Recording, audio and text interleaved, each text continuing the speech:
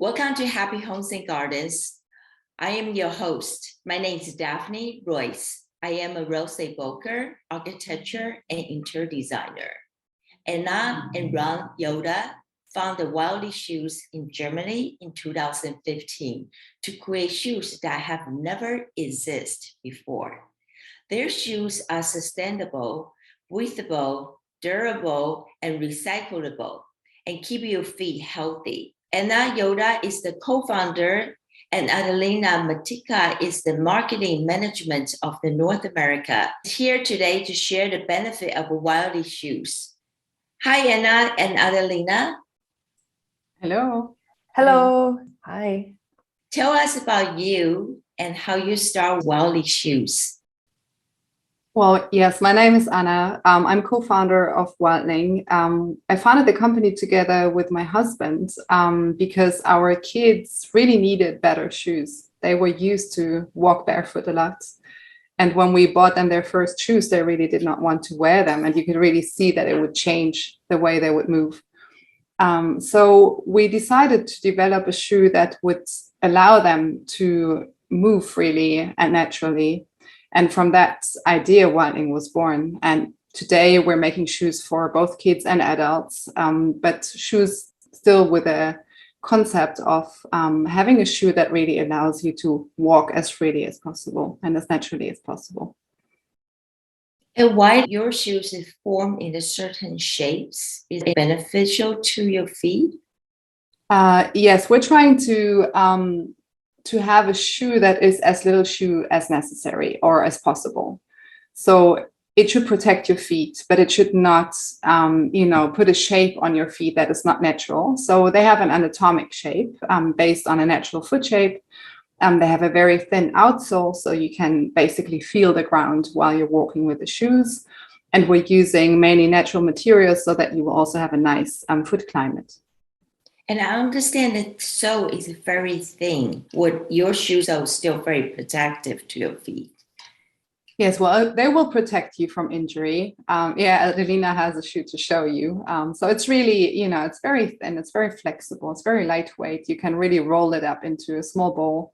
It's perfect for traveling, actually, because they just don't take up a lot of space or weight.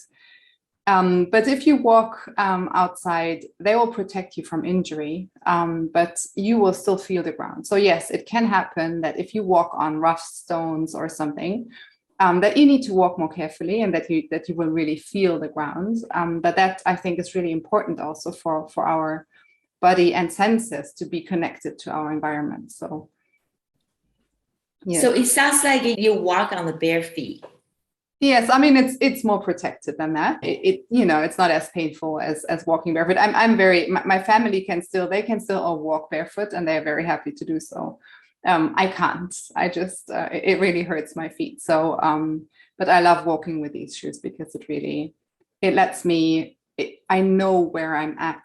And usually now when I wear just a regular kind of shoe, I really feel disconnected from the ground. So. And they are very light in weight. Yes, that's true. I mean, maybe Adelina, maybe you can describe also, because for me it's quite a while ago, but maybe the first time you wore the shoes, it's a bit more recent. Yeah.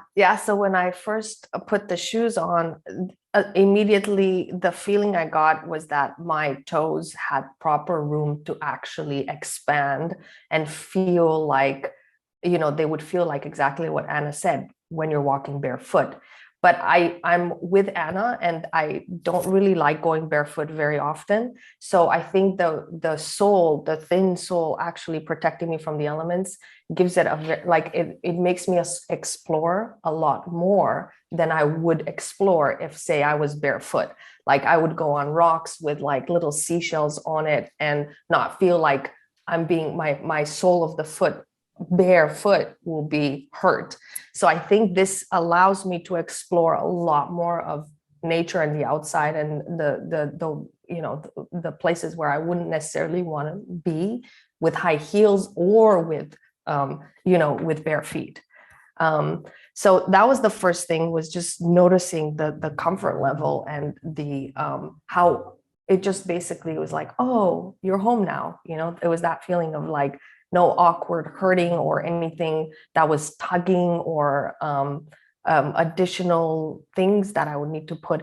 And what I've noticed is that now I'm able to actually run in the Wildling shoes, whereas at the beginning, I was, I thought this, I think we all have this conception that we need thick soles, they need to be like, we need to have a lot of cushion and whatnot. And that completely broke that concept for me down. And you totally can do this with training yourself and your feet muscles to actually evolve to that stage where you're able to do this. And you feel a lot of freedom. And it does take you back in the moment because you are now thinking, I need to be in this moment with and be aware of your surroundings. And that's what I really cherish that. Whereas with the thick sole, you're like, I don't know, it's more about what does the podcast say? Or what am I thinking now? Or what am I strategizing versus look, there's the rock there. And this is the park, and this is where I am in my, in this moment right now, which is quite special, I think. I understand the thickness of the sole is between 1.5 to 3.5 millimeter. Is that part of the sole are thicker and some area are thinner? Is that how you design the sole? No, it does have a profile so that you don't slip. But so some parts of the sole are thicker because of the profile. But overall, it's even because when you are barefoot, your foot is just really straight, flat on the ground, right? So we don't elevate the heel or, put any special cushion or anything, because that would also change your posture. Like if you have an elevated heel, your body will constantly, try to correct that by changing your posture. So yeah, this is like the same thickness on the front and in the back side of the shoe. It's a 0 drop outsole design. I understand your shoes only use the organic resources and the material to build a shoe. Could you elaborate about the materials, where you source from, and maybe the weaving technologies you use? Yeah, I mean, there's quite a few materials that go into making of a shoe. So not all of them are organic. Actually, some of them are plastics, like the outsole is made from rubber. There's also a big part of recycled rubber in there. There's recycled cork in there, but it's a synthetic rubber. And there are also some parts in the shoe, like for durability, that are still that we haven't been able to replace with a more natural material.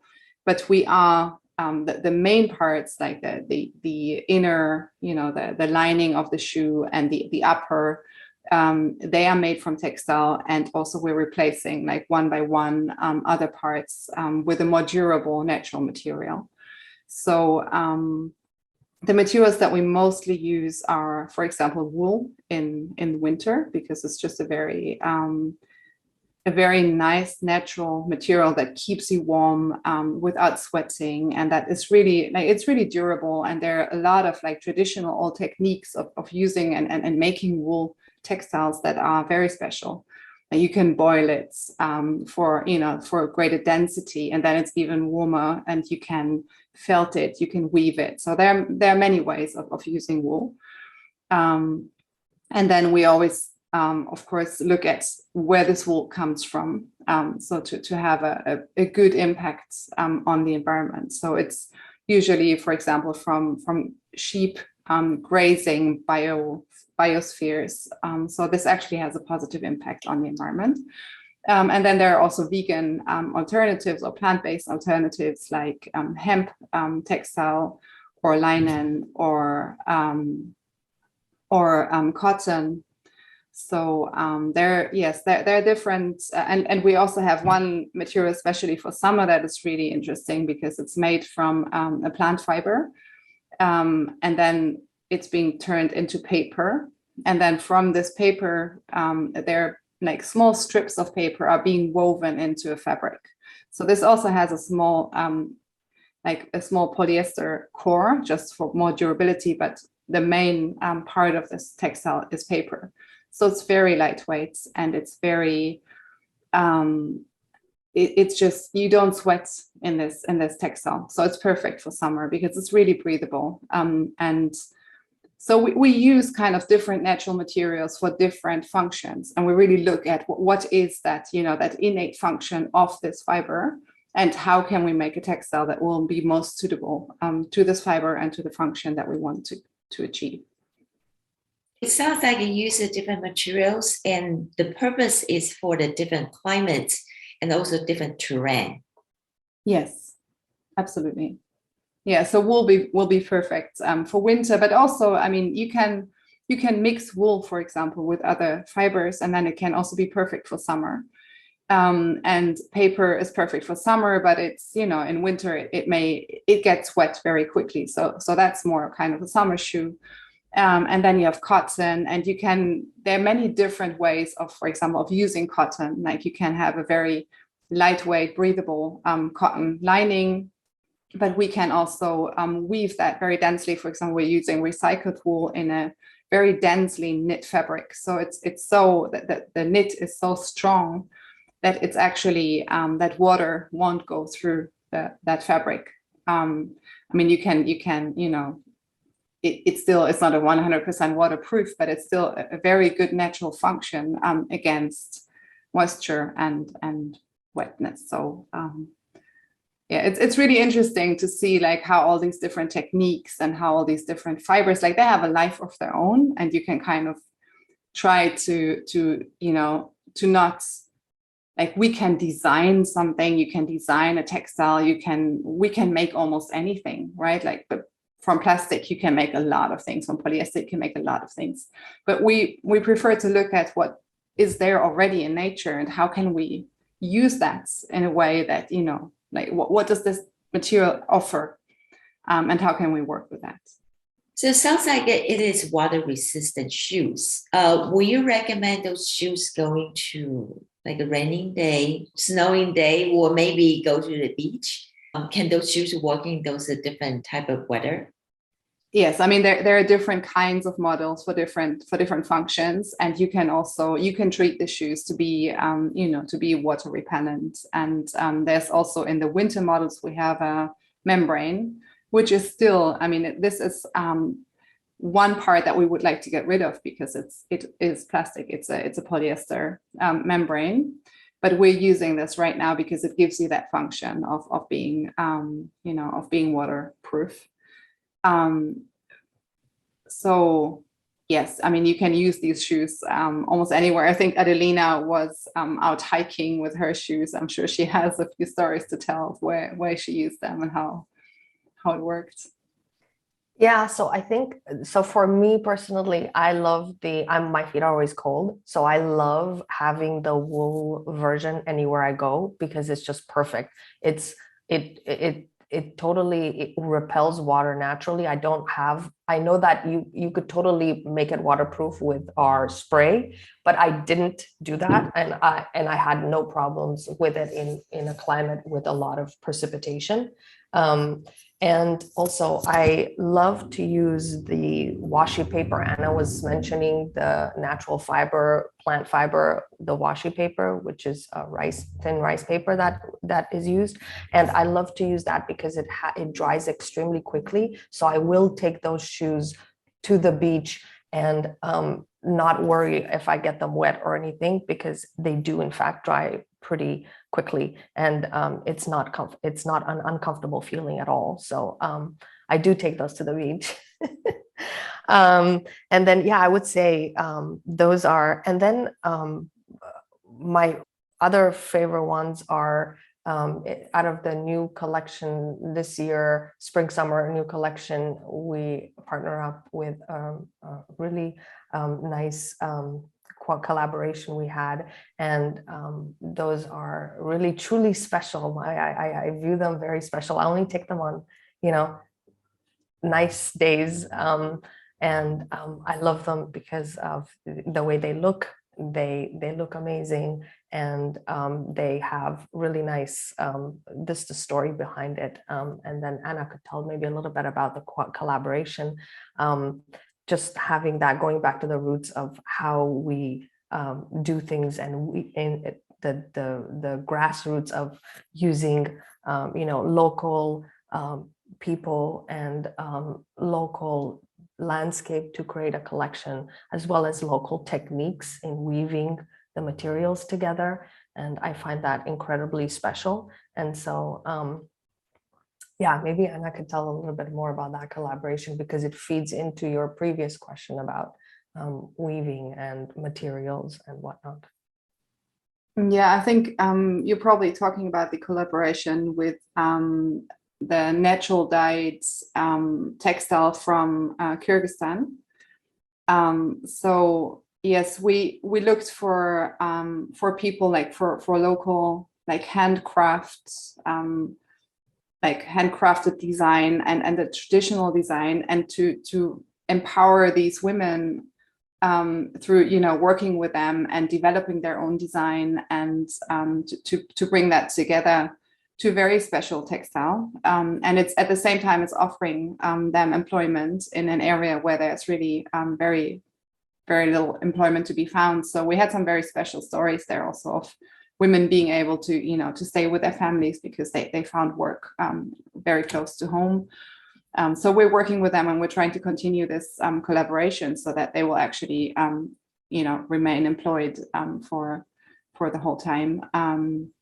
So they know how to do this. It's a traditional technique from the spinning to the weaving. It's all like handmade, made on looms, and then it's being naturally dyed with plants, and then and they're being paid very fairly. So that's where the value is created, also the value is being remunerated. So we have there's a local store here in Berlin who work a lot with handcrafts and with artisans all over the world. So we kind of hooked up with them, and we made this like a small collection together with these women.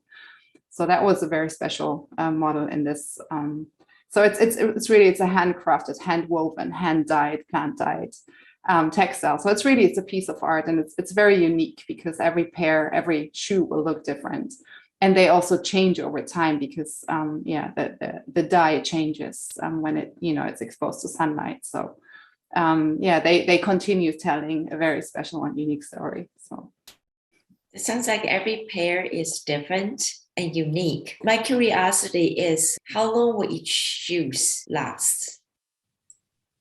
Well, the shoes are really made to last. We use the best quality of anything we can find, because that's also very important. Part of sustainability is just the durability of the product.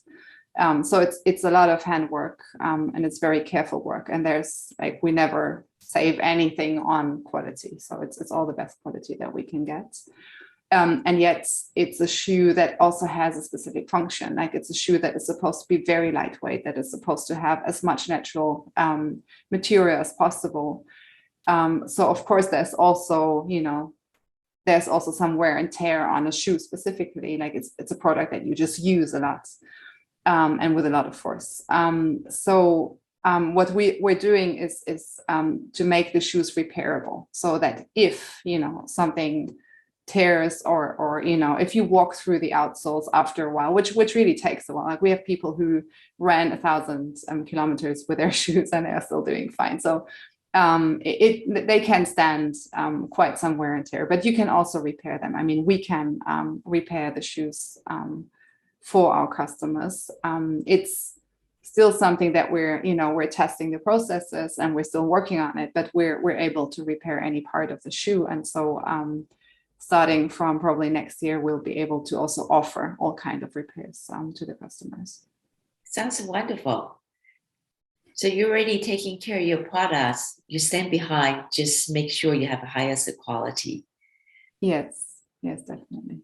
Go back to Adelina. I do have a question about the shoes, different material for different seasons. Do people actually wear thin socks before they put their feet in your shoes? Or they basically just bare feet? I think people can do anything they want with these shoes. From a personal perspective, I do both. I think it depends on the temperature that is outside. If it's a little bit chilly, I do put socks on. If it's a summer day and I'm wearing, the thin, the going to the beach, I will not wear socks because it will take longer for the shoes to dry with another additional material within the shoe. So I just opt out from that. But yeah, you could do both. You could do based on preference. You can totally have socks or not have socks in the shoe. Yeah, most of the shoes have a removable footbed, so you can exchange those, wash them, and and then it's always fresh inside. So I do that a lot. Like I pull them out so they will dry and like they will get fresh, and then after a few days or weeks, like depending on the temperatures outside, I'll wash them and then just replace them. And yeah, there are different materials that, like wool, for example, works pretty well to wear barefoot, and also the paper is perfect actually to wear like without socks.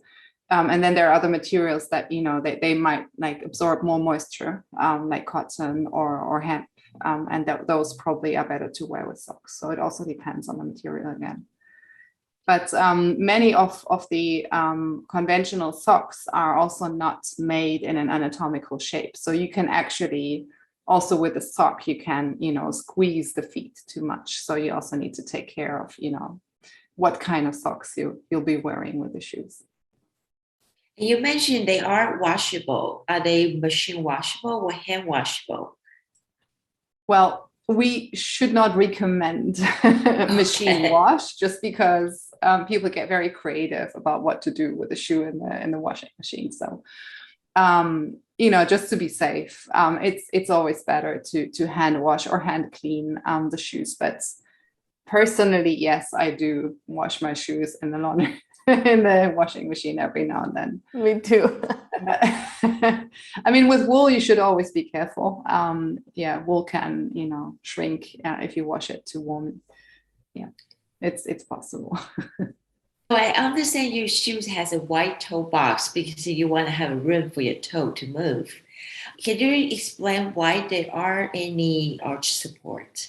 Yes. Well, we believe, but I think that's just common knowledge, right? The more you use a muscle, the stronger it will get. And if you don't use a muscle, then it will just weaken.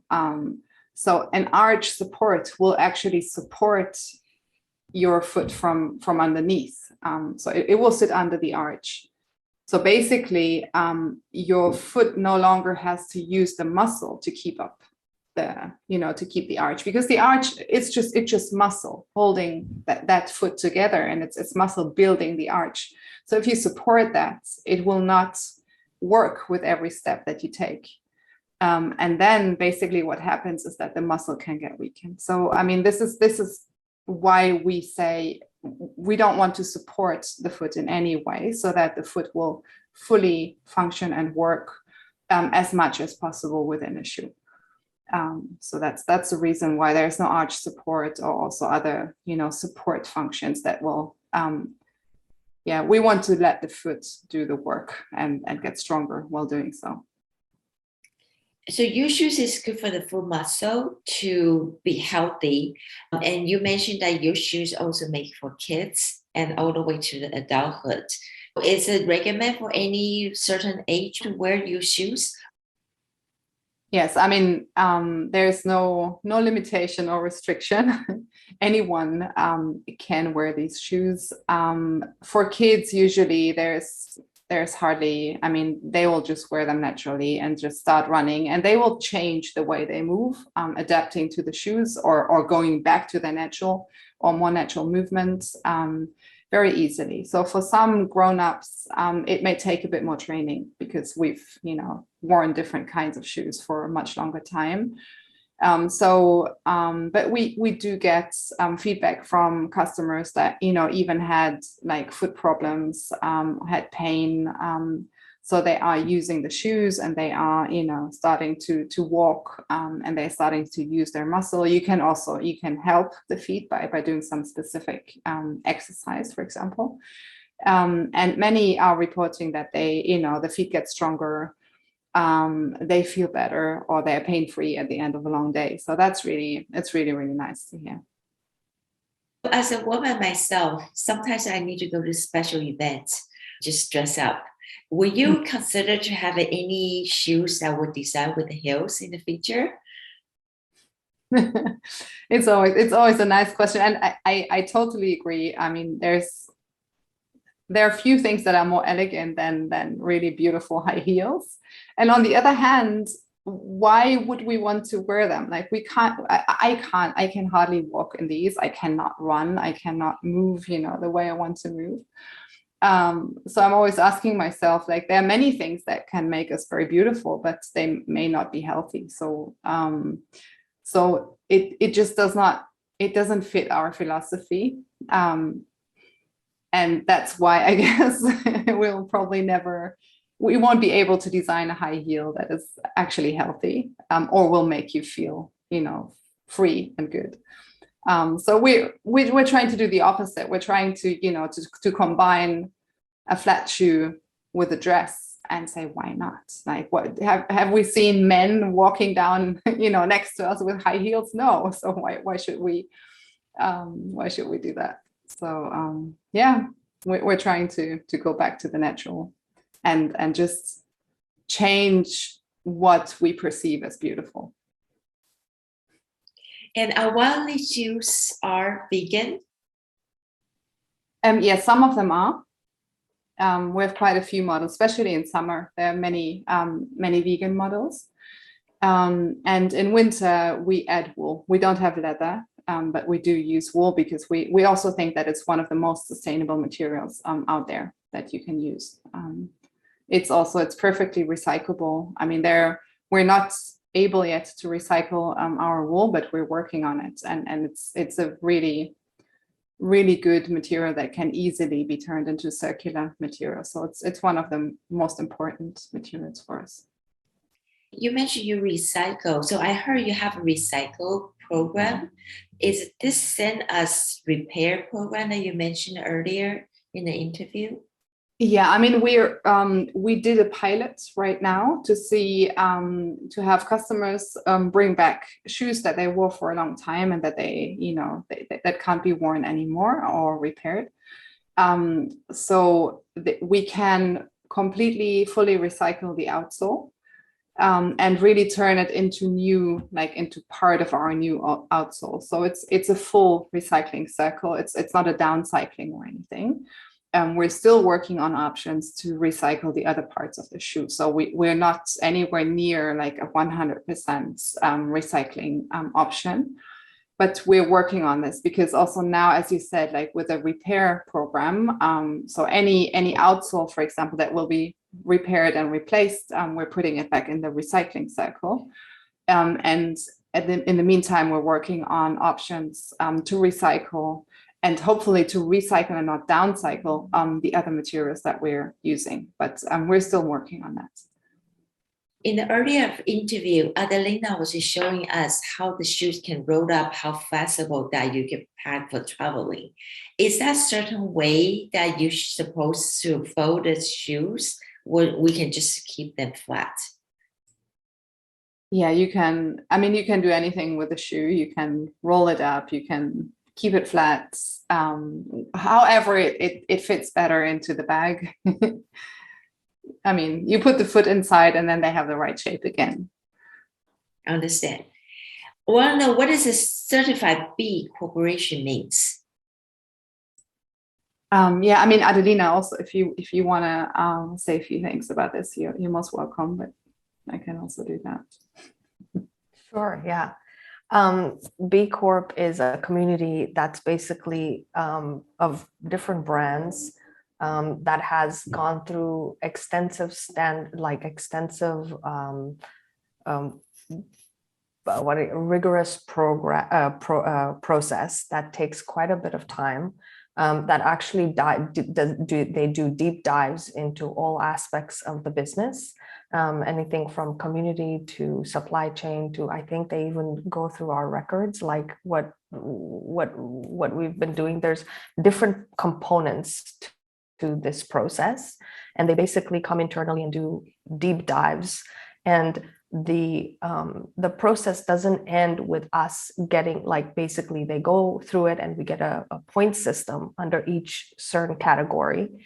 And the process doesn't stop there, because they keep re-evaluating us, so that there's basically, once at the beginning when they say, yeah, they've reached they have a certain amount of points that we're satisfied with in these different tiers, that's not enough for us to maintain the B certification. They basically come back after a couple of years and say, okay, or is it a couple of years? I think it's every year. And they say, okay, what have you done?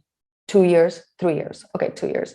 They say, where's your standpoint now? And they reevaluate to make sure that we're still at that, or even doing better. But I think our internal goals is not to stay within that standard, is to even be increasingly better and go beyond what is the expected goals of this B Corp certification process. So yeah, it takes a long time, and it's very like, yeah, it's very rigorous process. So it's not something that you can just kind of apply for and answer a couple of questions, and then you tick boxes and then you get the certification. It's something that you really work with them and their people with, and it's very open and transparent, and it's more of a collaboration than you're knocking on somebody's door for a certification process. But Anna was deeply involved with this, so I think she might have some stories. Yeah, well, as I think you've already mentioned the most important things. Like it's a very thorough certification of your business action, in terms of how you treat your team, your employees, how you treat your customers, how you treat your partners, like along the supply chain, what you do for the environment or what you don't do for the environment. So, it checks how much harm you do, but also where you are actually, how responsible you are in your actions. So it's a very thorough process, and you have to do a very big assessment and reach a certain score in order to be, to be certified. And then, there's this round where they check up, and you have to provide documentation on everything, and then you receive the certification if you pass that for, I think it's 2 to 3, I think it's 3 years, maybe 2 years. I'm also not sure right now, but then you have to renew your certificate. And it's a great process, because it will point you to, where you're already doing quite a lot and where you're doing quite okay, but also where, maybe you have some blank spots that you haven't looked at yet, or you can see where you can and how you can improve. So I think it's, even without the certification, it's already just, and the assessment is free. So that's a really great thing any company can do. You can do the online assessment, and then where you're at and what you can still improve. So I think that's a very good, that's why we did it also. We didn't just do that for the certificate, but really because we wanted to review where we stand in the world, kind of, and what we can do better. So good for you. Last question for you. Want to know, all your shoes are able to purchase online, and will you have any retail store that you plan coming in the future? Well, I think, Adelina, that one is for you. I think in the US, we're working hard right now to create a community and to focus on this idea of health and resources and how to be better for just in general for our and exchange ideas how we can improve on not only the supply chain, but how we can be even more sustainable. So I think the focus is, I think it would be is to just give what we've been asked to do, and we've gone into our own network and of influencers that we work with in our community that is already established in North America, and they've asked us to do more, to be more visible at events, to do more pop-ups that they could then join and try on the shoe and see our collection. And that's what we've been working hard, and we will continue to work hard to do and show up for. And we've had great feedback from that. So basically, we've been asked to be more visible in events, at pop-ups, and create that for the North American market. And that's what we will be focused on. In terms of a retail storefront, to be determined. Come to our community, sign up, and then you can see our what we're working on, and you could come up, and we have a lot of events that we're working on, and we often communicate that ahead of time to give people plenty of time to sign up. So I think if you sign up for our newsletter and are on top of that, and you could also, if the community feels like they would need a storefront to feel comfortable, we're always open to suggestion, and we're always open to collaborating and to getting people's feedback. So drop us an email and tell us your perspective, tell us why you know, what your thoughts are. And we'll always take that into consideration regarding our next steps. Besides Germany and US, are any other country able to purchase your shoes? Yeah, well, we ship internationally, so we have quite a few customers from many places in the world. So yes, definitely. Great.